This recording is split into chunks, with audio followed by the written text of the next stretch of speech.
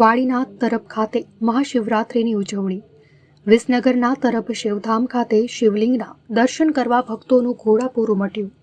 ભારતભરની 108 નદીઓના પવિત્ર જળથી જળાભિષેક તથા પૂજન અર્ચન મહોત્સવમાં સેવા કરનાર સ્વયંસેવકોનું મહંત જયરામગીરી મહારાજના હસ્તે સન્માન થયું।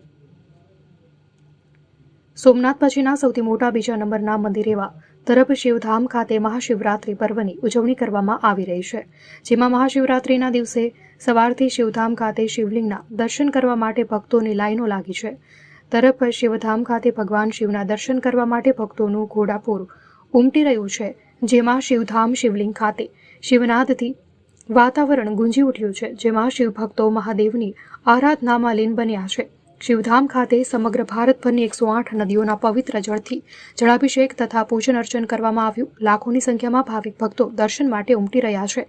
શિવલિંગને વિશેષ શૃંગાર કરવામાં આવ્યો છે।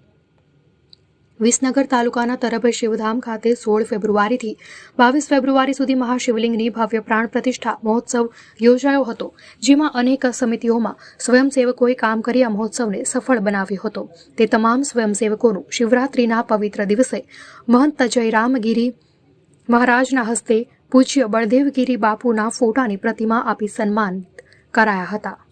શિવધામ હર હર મહાદેવના નાદથી ગુંજી ઉઠ્યું હતું। ભારતભરની 108 નદીઓના પવિત્ર જળથી જળાભિષેક ઉપરાંત સમગ્ર નાત વિહોતરની 133 શાખો દ્વારા 133 ગૌમાતાનું પૂજન કરવામાં આવશે, તેમજ રાત્રિ દરમિયાન વાડીનાથ મહાદેવનું 4 પ્રહરનું પૂજન અર્ચન તથા આરતી કરવામાં આવશે, જેમાં મંદિર પરિસરમાં 2 દિવસ લાઇટ શો અને સાઉન્ડ શો કરવામાં આવશે, જેમાં વિશેષ રીતે પૂજા કરવામાં આવશે। મંદિરના શિવલિંગને વિશેષ શૃંગાર કરવામાં આવ્યો છે, જેના દર્શનથી શિવભક્તોમાં અનેરો આનંદ અને ઉલ્લાસ જોવા મળી રહ્યો છે। આ પ્રસંગે ગુજરાત સરકારના કેબિનેટ મંત્રી ઋષિકેશ પટેલ પણ વાડીનાથ મહાદેવના દર્શન કરવા આવ્યા હતા, ત્યારે તેઓનું પણ જયરામગીરી બાપુ દ્વારા સન્માન કરાયું હતું।